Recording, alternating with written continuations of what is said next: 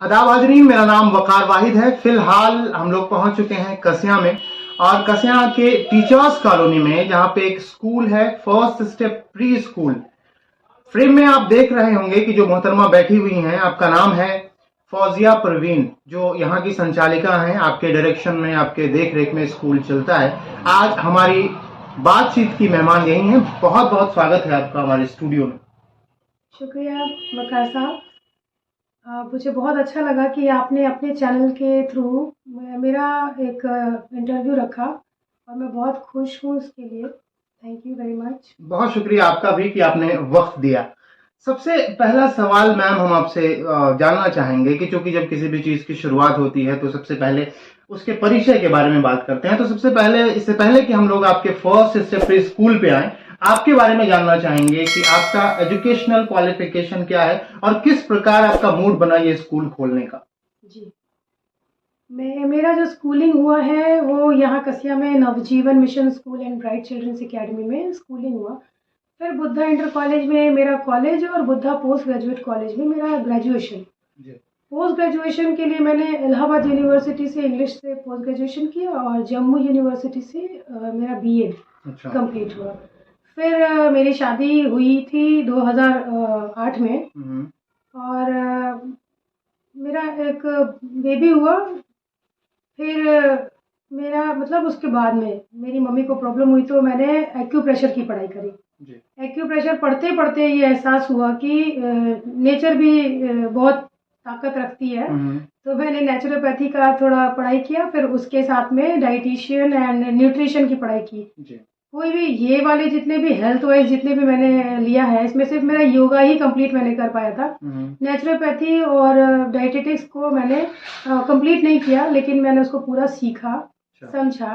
और जब फिर मेरी जॉब लग गई, मैंने फिर यहाँ एक स्कूल में, नर्सरी स्कूल में मैंने फर्स्ट टाइम अपना जॉब स्टार्ट किया, और फिर ऐसे ही चलता रहा। अभी थोड़ी देर पहले जब आपसे बात हो रही थी तो आप बता रहे थे कि कहीं इंटरमीडिएट कॉलेज में आप। जी हाँ, जी हाँ। वो क्या फिर जब मैंने नर्सरी स्कूल में अपने बच्चे के लिए मैंने टीचिंग स्टार्ट किया, तो वहीं पे मुझे एक स्कूल है सीबीएसई एफिलिएटेड स्कूल, वहाँ पे मुझे हेड ऑफ द स्कूल के लिए लोगों ने अप्रोच किया। फिर वहाँ पे मैं प्रिंसिपल रही 6 साल, और अभी भी मैं वहाँ पे ऑनलाइन काम देखती हूँ।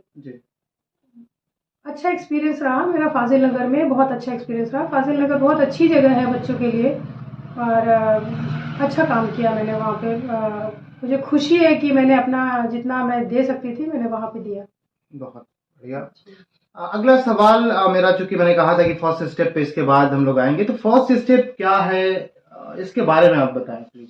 जी, काम करने के दौरान जब मैं वहाँ पे प्रिंसिपल की जॉब कर रही थी, तो जी हाँ, तो वहाँ पे मुझे मेरे बच्चे भी, मेरे तब 2 बच्चे हो गए थे, और दूसरे बच्चे को ज़्यादातर बिजी शेड्यूल होने की वजह से मैं उनको बाहर का खाना या टिफ़िन में 2-3 लंच बॉक्स पैक करके ले जाना, बासी खाना खिलाना। सुबह 7 बजे का पैक किया खाना, और शाम 3 बजे 4 बजे तक बच्चा वही लंच बॉक्स से सर्वाइव कर रहा है। फिर बच्चे प्रॉब्लम होती है ना, ये मतलब ताज़ा खाना देना बच्चे को, ये भी एक ब्लेसिंग है। सारी माएँ अपने बच्चों को खाना ताज़ा नहीं दे पा रही हैं किसी न किसी रीज़न से। तो मैंने ये सोचा कि कोई ऐसी जगह होती जहाँ पे मैं अपने बच्चों को डाल देती, और मैं अपना जॉब भी कर रही होती, और मेरा मतलब मुझे एजुकेशनल वर्कआउट करना बहुत पसंद है, बहुत ज़्यादा पसंद है। और ऊपर वाले ने थोड़ा सा मेरे अंदर ये टैलेंट भी डाला है कि अगर मैं किसी से कुछ, मैं किसी बच्चे से कुछ बात कर रही हूँ तो बच्चा सेटिस्फाइड हो जाता है। बच्चा अगर सेटिस्फाई कर रहा है तो लगता है कि फिर ये काम बच्चे को मेरा ये पसंद है, तो क्यों ना मैं और बच्चों के साथ फिर ये करूँ। तो मैंने बच्चे के लिए अपने कोई ऐसा प्री स्कूल ढूंढा, मुझे कसिया में, कुशीनगर में कहीं नहीं मिला। एक मिला था, वो हाईवे पर था। तो होता है ना कि इनसिक्योरिटी, हाईवे पे स्कूल है, और मेरा बच्चा कोई इतना शरीफ बच्चा नहीं है, वो घूम के बाहर के कहीं हाईवे पे आ गया, या कोई बात हो गई स्कूल में, बच्चा गाड़ी से जाएगा, हाथ बाहर निकाल दिया। बहुत सारी इनसिक्योरिटीज़ थी, जिसकी वजह से मैंने मतलब एक फ़ैसला लिया कि एज अ मदर मेरी क्या प्रायोरिटीज़ है। तो मैंने देखा कि पहले बच्चों को देखो, उसके बाद ये जॉब्स वगैरह, मतलब चलो ठीक है बाद में करेंगे, अभी जो ज़रूरत है पहले उसको करें। फिर मेरा दिमाग इसमें चला कि जब मुझे यही करना है तो इनसिक्योरिटी से भरा पड़ा पूरा जगह।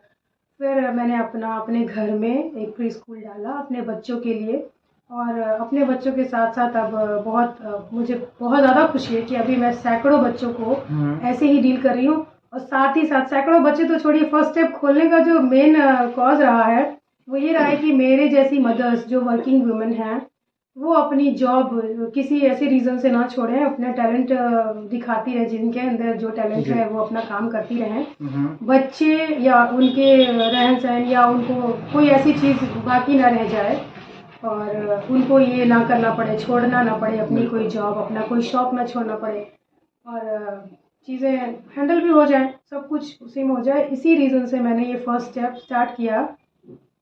और फर्स्ट स्टेप मदर्स जो होती है ना वो फर्स्ट स्कूल होती हैं, तो उसी वजह से being a mother first step मेरा ये भी था ना कि मैं मदर्स को भी थोड़ा आराम पहुंचाऊंगी और साथ ही साथ उनको रिलैक्स भी कराऊंगी और उनको भी सिखाऊंगी कि आप अपना काम और अपने बच्चे साथ में हैंडल कर सकते हैं।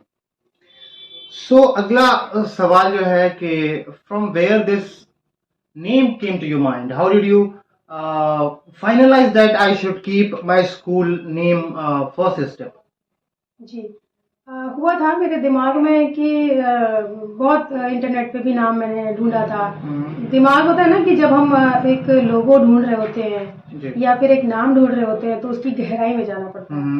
तो गहराई था कि मैं एक तरफ से मैं खुद ही कंफ्यूज थी कि मैं मदर्स को सर्व कर रही हूँ या बच्चों को सर्व कर रही हूँ। तो ये कंफ्यूजन क्लियर करने के लिए मैंने मतलब बहुत ज़्यादा सोचा था कि इंटरनेट पे भी बहुत तलाश किया।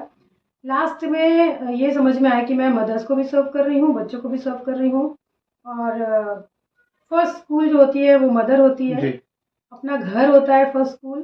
तो अपने घर और अपनी मदर को सही करना फर्स्ट प्रायोरिटी मेरी है, अभी भी है। मैं चाहती हूँ कि मदर्स अच्छी हैं, अच्छी माँ बने, बच्चे उनसे शिकायत ना करें और बच्चे अच्छी चीज़ें सीखें। तो यही ढूंढते तलाशते लास्ट में मेरा दिमाग में यही आया कि फर्स्ट स्टेप ही तो लेना है, फर्स्ट स्टेप लेना है। तो चलो सबके दिमाग में आता है कि मैं अपने बच्चे का एडमिशन कहाँ कराऊँ, पहला स्टेप मेरा बच्चा किधर से स्टार्ट करे। तो इसी रीजन से मैंने फर्स्ट स्टेप फाइनल किया। नाम रखा। आजकल मैम देखा जाता है सोसाइटी में कि बच्चों का अटैचमेंट, जो इमोशनल अटैचमेंट है अपनी फैमिली मेंबर्स से, मदर्स से, पेरेंट्स से बड़ा कम होता है। तो इस अटैचमेंट को कैसे आप लोग बढ़ाने की कोशिश करते हैं? जी, जैसा मैंने बताया ना कि पेरेंट्स वर्किंग हैं, घर में ग्रैंड पेरेंट्स नहीं हैं, तो उनको वो वाला टाइम नहीं मिल पाता है। एक जो प्रॉपर पेरेंटिंग हमें मिली है, हमने अपनी जिंदगी जहाँ खत्म करी है, ये बच्चे वहां से स्टार्ट कर रहे हैं, तो वो वाली पेरेंटिंग बच्चों को मिले नहीं है। पेरेंट्स के पास टाइम, वो वर्किंग है, उनके पास 8 घंटे 10 घंटे की जॉब है। अब 24 घंटे में कोई 8 घंटा 10 घंटे की जॉब करेगा प्लस 8-10 घंटे की नींद लेगा, तो उसके पास टाइम ही किधर बचता है। घर के इतने हाउस होल्ड टास्क इतने हैं, उसको भी कंप्लीट करना है। तो यही सब देखते हुए मैं 4 से 5 घंटे का ये स्कूलिंग देती हूँ, और उसमें मेरा जो पढ़ाई लिखाई का जो सेक्शन होता है वो 1.5 घंटे का होता है। 1.5 घंटे में हम राइटिंग वगैरह करवाते हैं, बाकी के जितना भी टाइम है हम बच्चों के साथ बातें करना, उनके एक्टिविटीज़ के थ्रू उनको चीज़ों को समझाना, बहुत सारे सोर्सेज यूज़ करके उनको हम लोग खुश रखते हैं, इमोशंस सिखाते हैं कि आजकल बच्चे जो है पेरेंट्स का एक ही फेस देखते हैं। एक माँ अगर गुस्सैल है तो हम सिर्फ रोज उनका गुस्सा देख रहे हैं, एक माँ अगर खुश है तो हम रोज उसकी हंसी देख रहे हैं। तो बच्चा जो है हर फेस नहीं देख रहा है, हम लोग उनको एक तरीके से हर फेस भी दिखाने की कोशिश करते हैं कि बच्चा इमोशनली मजबूत हो। अभी पेरेंट्स का टाइम नहीं मिलने की वजह से ग्रैंड पेरेंट्स भी नहीं है बच्चों के साथ, तो उनको वो हैंडल करना बहुत मुश्किल है, क्योंकि बच्चा जो कहता है उनको सब कुछ चीज़ें प्रोवाइड कर जाती हैं। सब प्रोवाइड करने के बावजूद क्या कमी रह जाती है, एक डिफिशियंसी हमारी सोसाइटी में, कि बच्चा हमारा बहुत गुस्सैल है, बहुत गुस्सा करता है, चीज़ों को पकड़ता है, तोड़ता है, बात नहीं मानता है, या सोता है उठता नहीं है, या दूसरे बच्चों के साथ इसके एक्टिविटीज़ अच्छा नहीं है, ये झगड़ा बहुत करता है, या फिर ये अकेले रहना पसंद करता है।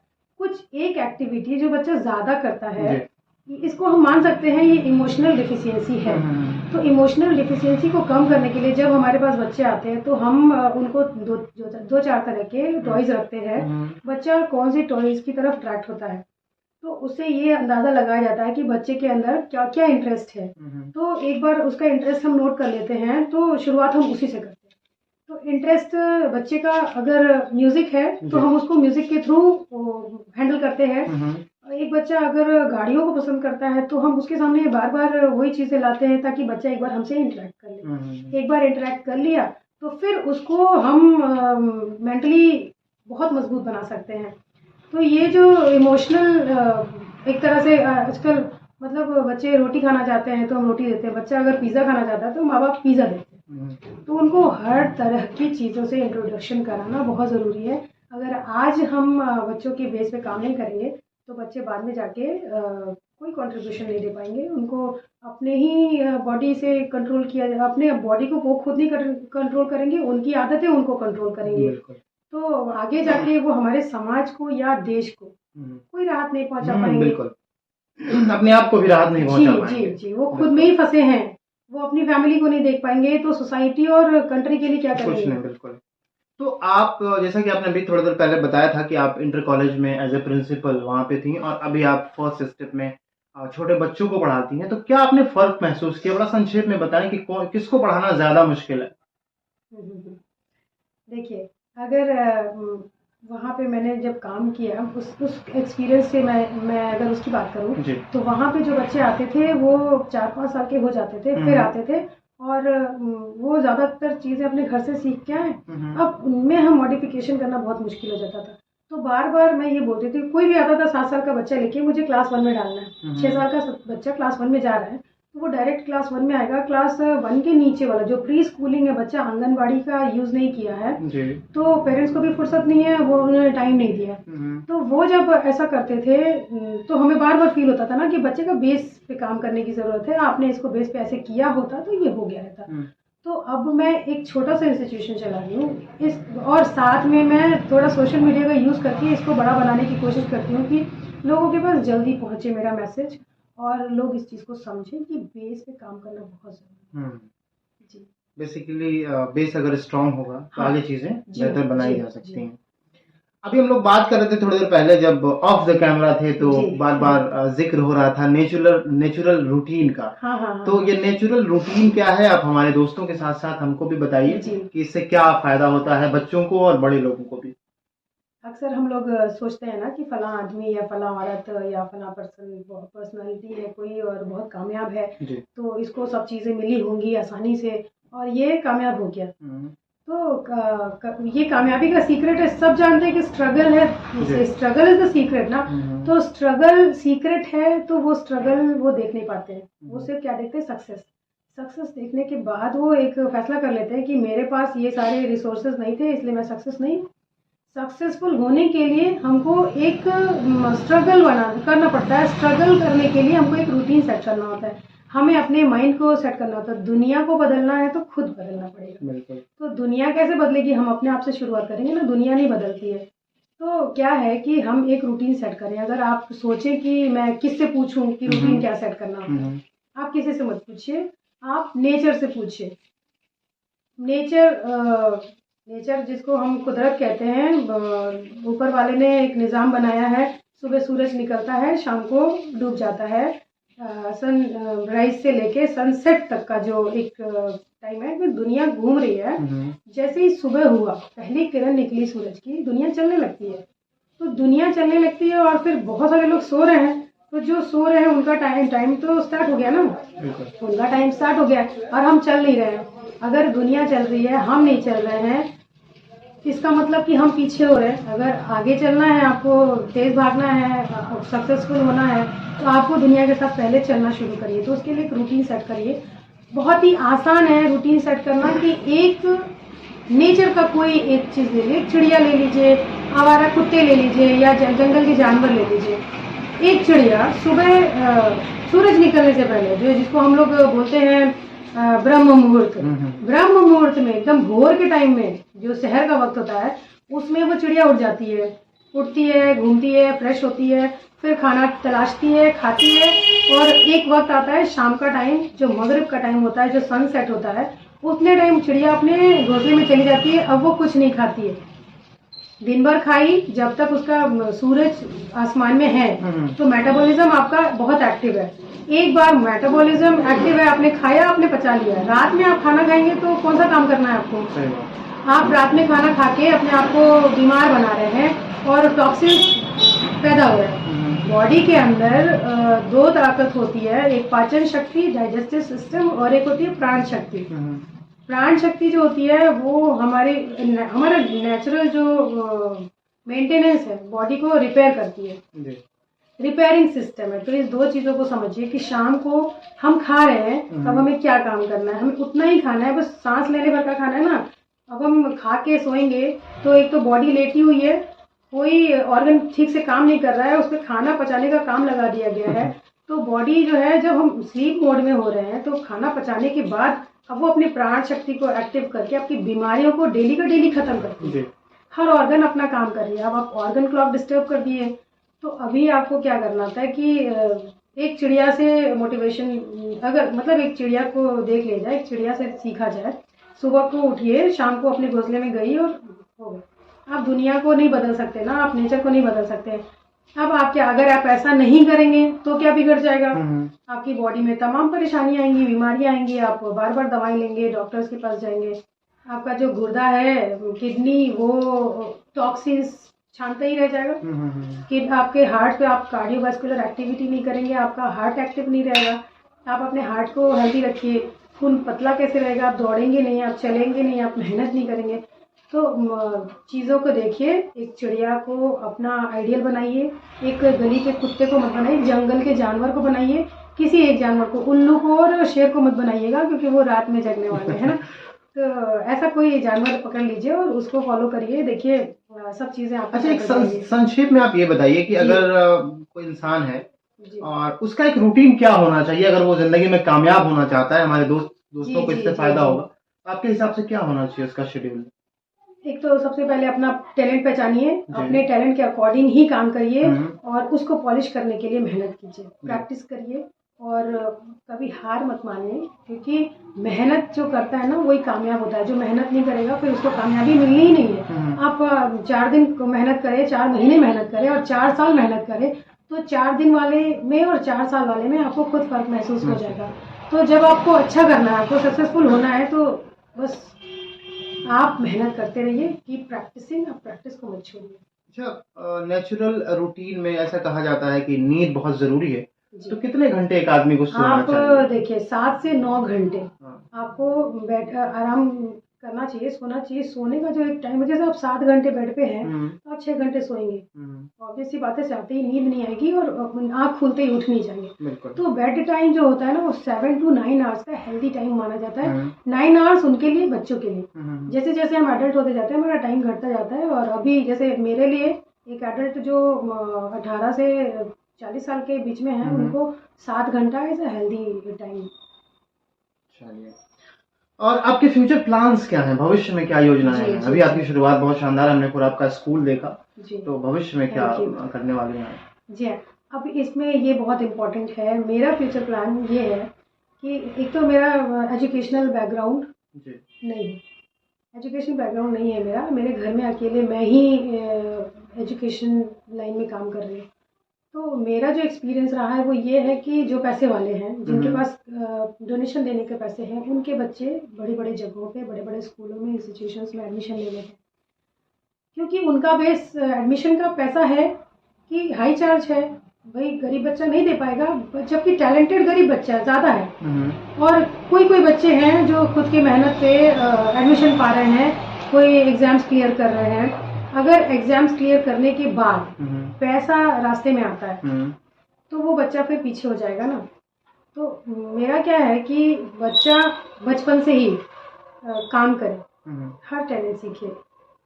मेरा एक फॉर्म होगा, जैसे मेरे पास अगर मेरे पास कभी ऐसा बड़े स्कूल होते हैं तो बड़े क्लासेस, तो क्लास में बच्चे वॉलंटियर जॉब करें, मतलब वो जॉब तो करें लेकिन उनको पैसा नहीं मिलेगा, पैसे के बदले उनको सर्टिफिकेट मिलेगा। मेरा एक फॉर्म होगा जो बच्चा जाके वॉलंटियर जॉब जहाँ उसने किया, अगर 10 घंटे की रिक्वायरमेंट है, 50 घंटे की रिक्वायरमेंट है, 100 घंटे की है, तो बच्चा वहाँ काम किया और वहाँ से उसने एक सर्टिफिकेट ले आया कि देखिए मैंने वहाँ पे वॉलंटियर जॉब किया है।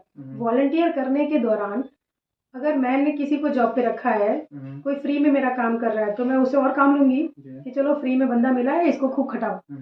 खटाने का सेंस क्या है कि बच्चा खटेगा और उसके अंदर एक एबिलिटी डेवलप होगी, तो बच्चा बार बार वो चीजें करेगा और 10 घंटे का सर्टिफिकेट लेने के लिए हो सकता है सामने वाला उसको 100 घंटे भी काम करवा है, 100 घंटे का काम करवा के 10 घंटे का सर्टिफिकेट देगा। भाई सामने वाले को तो मजा मिल गया कि मेरे लिए बिना पैसे लिए काम कर रहा है। तो जब ऐसा करने के लिए हम मजबूर करेंगे बच्चों को कि जाओ तुम कहीं नहीं भेज सकते, आपके अगल बगल पंचर बनाने वाले होंगे उनके यहाँ भेज दीजिए, कोई स्कूल है, हॉस्पिटल है, एयरपोर्ट्स हैं, रेलवे स्टेशन, बस स्टेशन, जहाँ पे भी वो वॉलंटियर जॉब कर सकते हैं, जिसके बदले उनको पैसा नहीं मिलने वाला, सर्टिफिकेट के फॉर्म में, मतलब ये उनके यूज में आएगा कब, at the time of admission.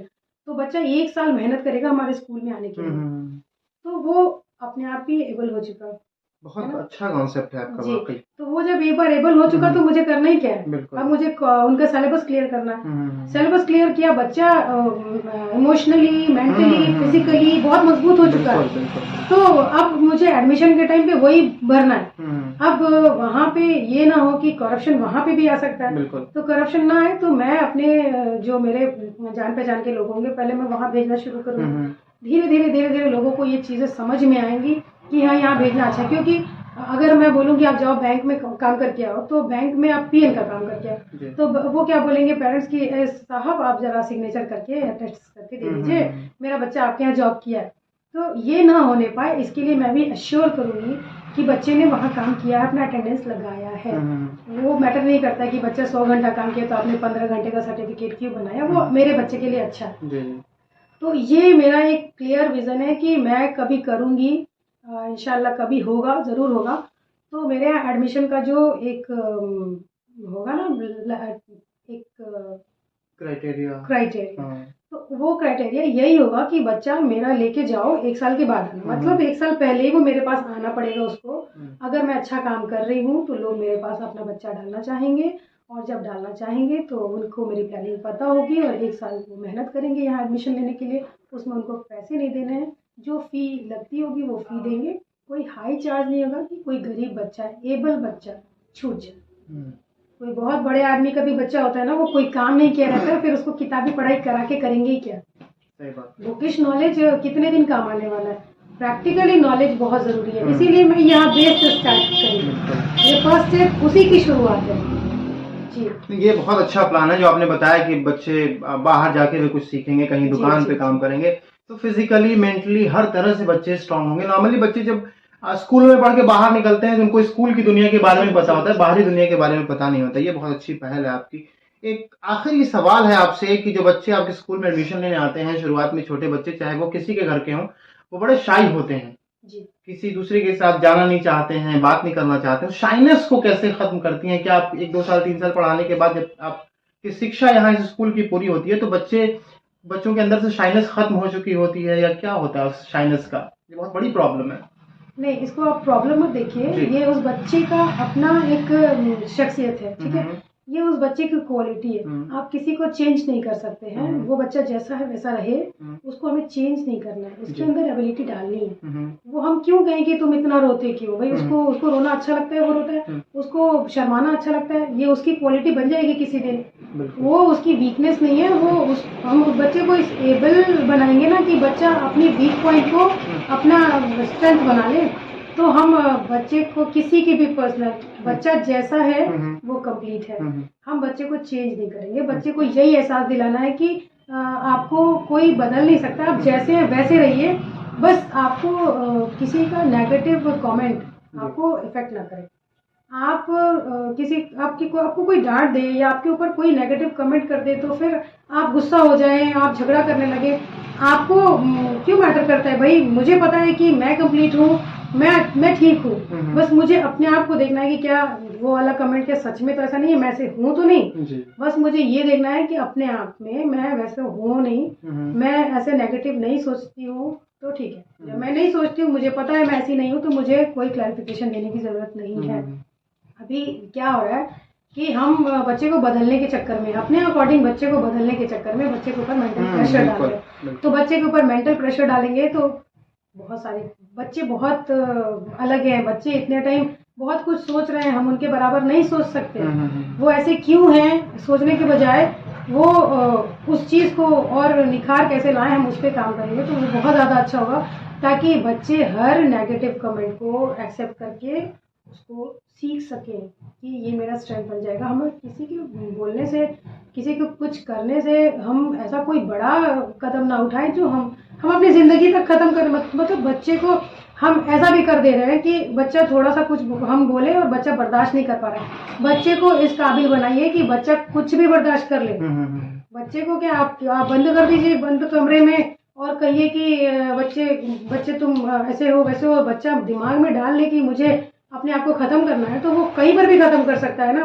उसके लिए उसको प्रोटेक्शन देने की ज़रूरत ही नहीं है ना। बच्चे को इस एबल बनाइए कि बच्चे अपनी ज़िंदगी का एक इम्पोर्टेंस समझें, अपनी ज़िंदगी को एक क्वालिटी दें, अपने समाज को या अपने देश को के डेवलपमेंट में कुछ राहत दें, कुछ कंट्रीब्यूट करें, इस लायक बनाइए, ना कि बच्चे को चेंज करने की कोशिश करें। बिल्कुल, ये बहुत बहुत बड़ी बात है। नॉर्मली लोग सोसाइटी में चेंज ही करने की कोशिश करते हैं। ये आपने अच्छी बात कही।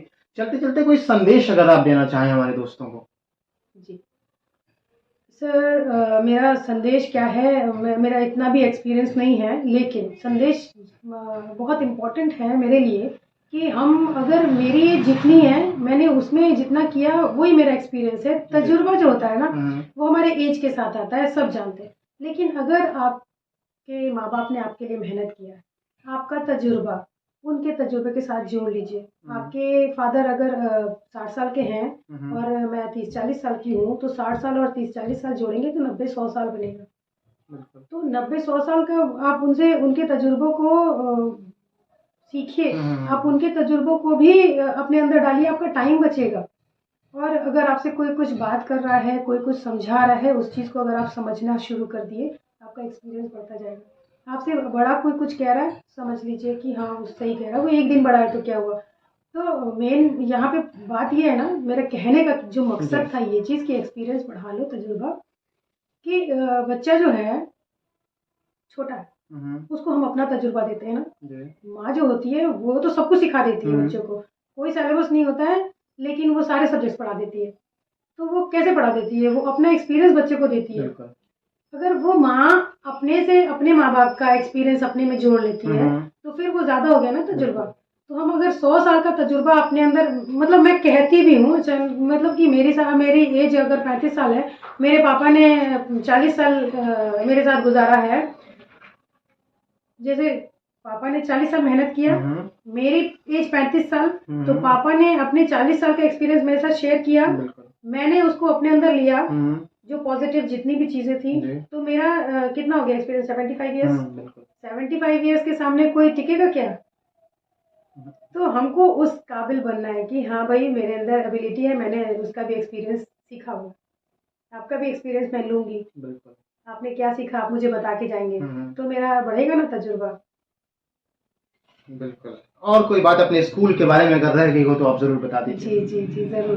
सर बात है, ये आपका जो चैनल है इसके थ्रू मैं ये बताना चाहती हूँ कि मेरा school teachers colony first step pre school नाम से है टीचर्स कॉलोनी में, और यहाँ पे मैं आपके लिए ही काम कर रही हूँ।